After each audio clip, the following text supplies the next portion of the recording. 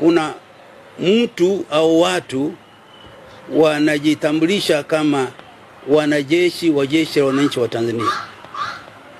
Sisi wazee hatukufurahi. Na mimi nilifurahi zaidi niliposikia kwamba hao wanaojitambulisha au huyu aliyejitambulisha kwamba ni mwanajeshi na haridhiki na taratibu zinazosimamiwa na serikali yetu chini ya rais wetu Dr. Suluhu Samia Hassan, kwamba haridhiki na kwamba wana mambo wanayotaka kama jeshi. Tulishtuka.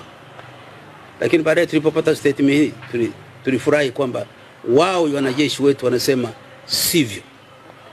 Kwa nimekuja hapa katika nirudie kusema katika sura yangu ile ya uzee na taasisi na raia mwema, kutoa kauli na kuomba Watanzania wenzangu wote, wazee kwa vijana kama ninyi, Watanzania wetu wote, tuunge mkono jeshi letu kauli hiyo, na tuunge mkono rais wetu na tuwe nyuma yao.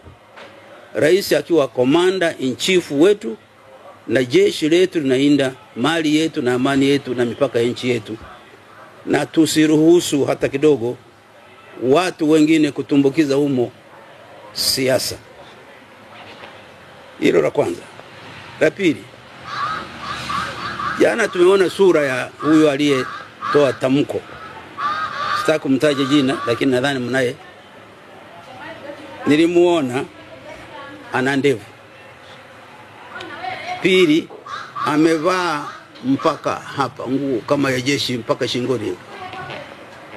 Tatu, anasemea Tanga. Niseme mimi nimepita jeshini na bado unaweza kuniita pamoja na uzee wangu. Hatuna uniform hiyo sisi wanajeshi wa jeshi la wananchi wa Tanzania. Hatuna mvao huo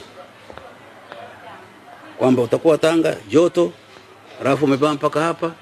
Sisi tuna namna yetu ya kuvaa katika uniform ya jeshi la wananchi wa Tanzania, sio lile.